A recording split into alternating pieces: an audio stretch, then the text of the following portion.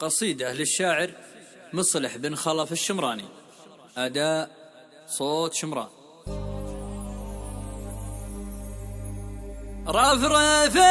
يا راية القفاني واقدحي يا جمرته وزناده وارسم البلل والمرجاني بنت شعر تعجب النقاده ما نقاش في صفحة الأزماني مثل الشاعر يفتخر بأمجاده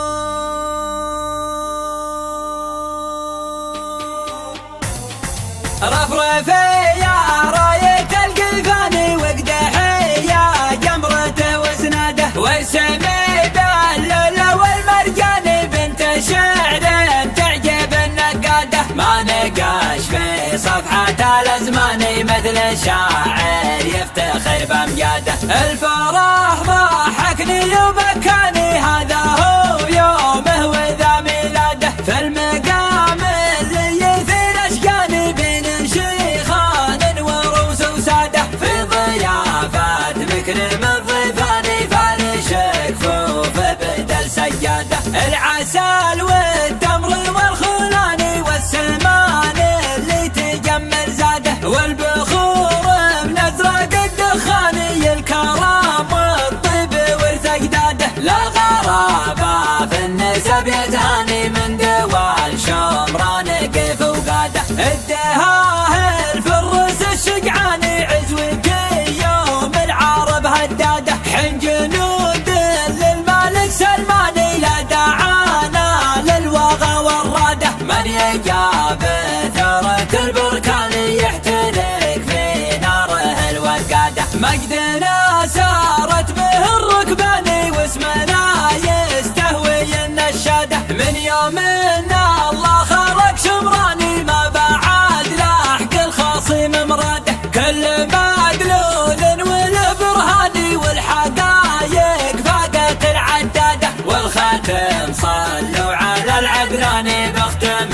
صلى عليه وزاده رفرفي يا راية القفاني واقدحي يا جمرته وزناده وارسمي باللؤلؤ والمرجاني بنت شعر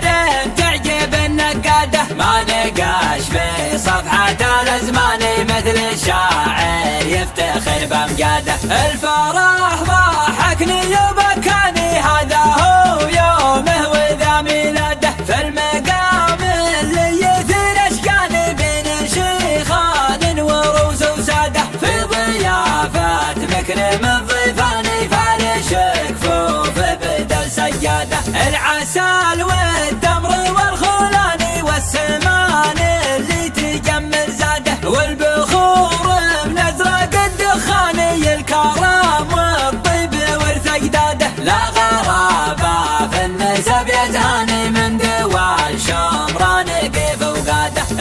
الدهاهل في الرس الشقعاني عزوتي يوم العرب هداده حين جنود